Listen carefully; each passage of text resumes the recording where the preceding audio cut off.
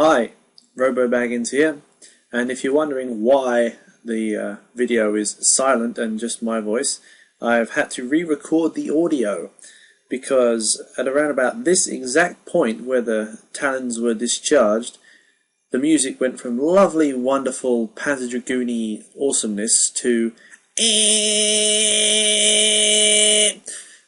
and it carried on until the end of the video, so it carried on for about a solid 10 or 11 minutes. It wasn't a factor of the emulator, because I wasn't aware, obviously. I continued to play. It was a factor of the recording. So Camtasia Studio, you have betrayed me, you bastard. But considering it's the only time this has ever happened, I assume it's just a one-off thing. I could have replayed the entire section, but that would have meant going back about, an hour or so and restarting at the beginning of the Forest of Zoa and losing all the commentary that I had already given. And my method is to obviously to record the commentary concurrently with the playing, so real time, because I feel it lends a genuine sort of feeling to events.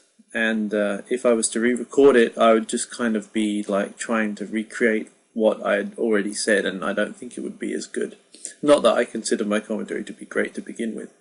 Anyway, I'll stop blathering on about that. The audio is different for this video. It will be fixed for the next videos, so don't worry about that. Let's do a play-by-play of what's going on. So, yeah, Grigorig is being very predictable. It was absolutely no problem to deal with it at this point. It was just firing up the Vengeance Orbs, which, as I already mentioned, are superior to shields for one-shot attacks. The little fucking openings, one will stay open, the other two will stay closed. We shoot it, it goes down. And the Vengeance Orbs here are very useful because you have to position yourself to hit the weak spot. You have to position yourself in front of it, obviously, and the Vengeance Orbs will just fire straight back, and they will hit the weak spot as well, which is why they do so much damage. One of the reasons why I'm not a big fan of Vengeance Orbs sometimes is that the Vengeance attack that it sets off will just hit areas of the enemy that are just, well protected and doesn't do much damage at all. But not so with this. So, Spin Parasites do fuck all. They get annihilated by our spinning globes of electrical doom, and they fire off good damage. And as you can see, we're getting the red health bar there. Very nice, very tasty. But do you really think it's going to be the end of Grigorig? I'm not sure. I'm very not sure. I mean, damn, how many of these parasites does it have inside its little... I mean, is that an original structure, or is this crusty thing that the parasites are coming out with something new? I think it's something new, yeah. That's where like the landing bay used to be or some shit. I've got to keep talking because otherwise you're going to have complete silence, which sucks. So yeah, if you're watching this, maybe if you've got the Panzer Dragoon Saga soundtrack, you can put that on in the background and it will kind of make a nice little remix. But yeah. So I'm not really sure about this Grigorig thing, It's supposed to be out of control, and just going buck wild on the Forest of Zoa. But to be perfectly honest, it seems very much in control. Oh, and we get to see the massive pink sausage of doom there.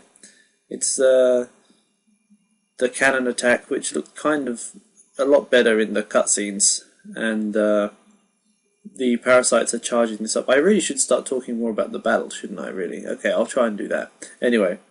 So yeah, it fired off the cannon, and unfortunately, thanks to the graphical limitations, it just looked like it was blowing up a giant balloon, basically. There's a strange wobble to the laser. Anyway. So yeah, we're safe as long as we stay at the sides. It fires the cannon. We go in front, because guess where we have to go to find the weak spot? That's right, in front of the cannon. And... yeah, we just dodge. I mean, we're in the green, we're safe. We go in front, we shoot, fire up some Vengeance Orbs just in case you get whacked. Because again, this is another one-shot attack. Charging energy!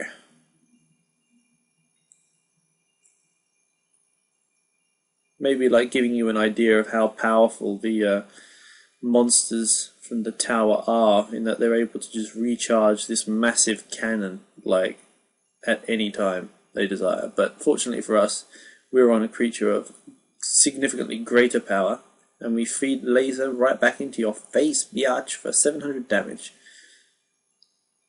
Unfortunately, there's also the parasite attack, which I wasn't aware of, and it casts the stop status, which means that we cannot move ourselves, we cannot rotate ourselves, which means we get stuck in front of the cannon, which would kind of fuck us up.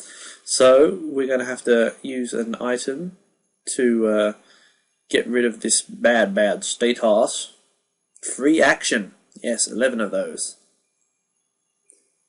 Finally, a battle that kind of is making you use status items. Normally, you can kind of get away with not using any in an entire run, and it's very common actually. Status effects do not play a big part in this game. At all. Makes me wonder why they put them in there, but I suppose for lesser players, they will be subject to status effects more than me.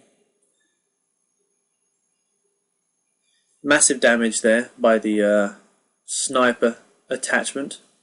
About 1,100 odd damage per go, and we're charging up again.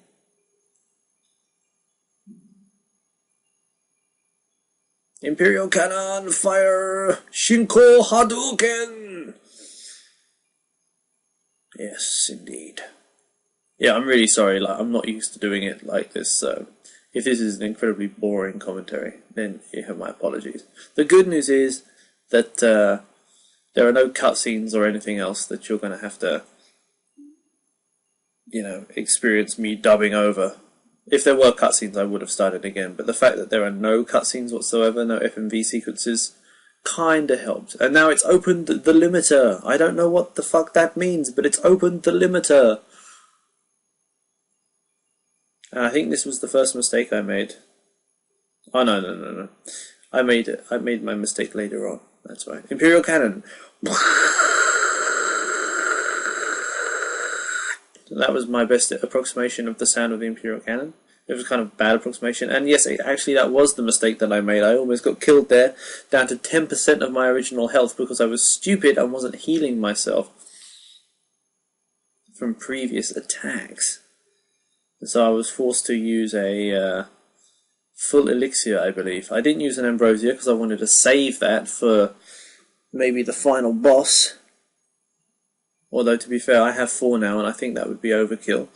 But, you know, those sorts of status items that heal things completely, it's best to use them at later stages in the game, because you will get the most bang for your buck.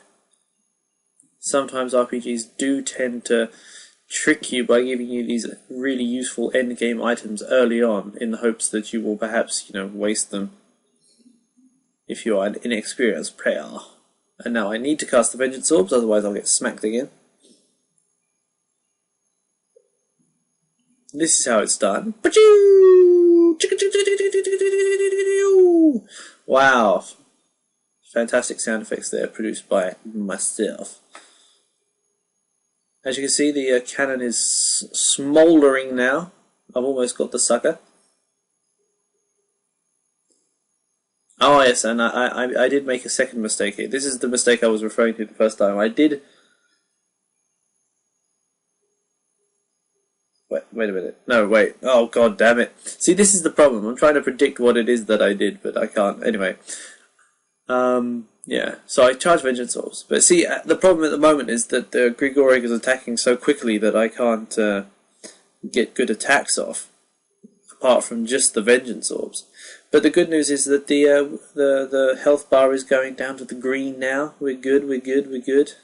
Status clear. I have absolutely no fucking clue what that does. I mean, I'm guessing if you have a bad status it will clear you of that, but I don't know why an attack would do that to you. I decided to attack again because I was an idiot, and I thought that I would be able to kill Grigorig, but I wasn't, and so I got smacked again by the giant pink dick of Grigorig. Fortunately, it doesn't really matter because, there we go. It's down. For good. The destroyer of Zoa has been destroyed. Terror has been stopped over this immense forest. We are victorious. once again, as if there was any doubt that it would be the case. And we got an excellent, which really surprised me considering we got hit 3 times in that battle. So obviously they were expecting a much harder battle. And we leveled up to 43, got the Dragon Phoenix Berserk, which is an amazing Berserk, and I will show you it. And yay, as you expected, we're glowing green, and we're transforming into the next stage dragon, the Dragon Arm Wing. Significant boosted stats, laser rank up, very useful, very tasty, very nice. And that's the end of that chapter. So we immediately thrown back onto the world map, and I don't know why I went over there, but I think I was just checking what's available. We're not going to go to the the Seeker Stronghold. We're going to go to the camp in front of the Seeker Stronghold, because at this point I was rather tired of playing and I wanted to rest. The little dragon's walking about now. He's feeling pretty good about himself, but he doesn't trust me yet. You little bastard, I saved you. I generated you, asshole. Our dragon looks fucking awesome. I think you can agree. We're going to pet him because he looks awesome. Captain Picard, well done. And then I decided to quickly just change the dragon model into our more typical form that we're used to. I'm still as completely retarded at using the dragon morph model as I've always been. But we changed it to our big friend Beaky. I'm a bit annoyed that my preferred model has one of the worst looks, but he's got a great big beak, who cares? And anyway, this is the end of the video. I'm saving the game, and again, apologies for no sound, but it will be fixed next time. See you in the next videos with sound.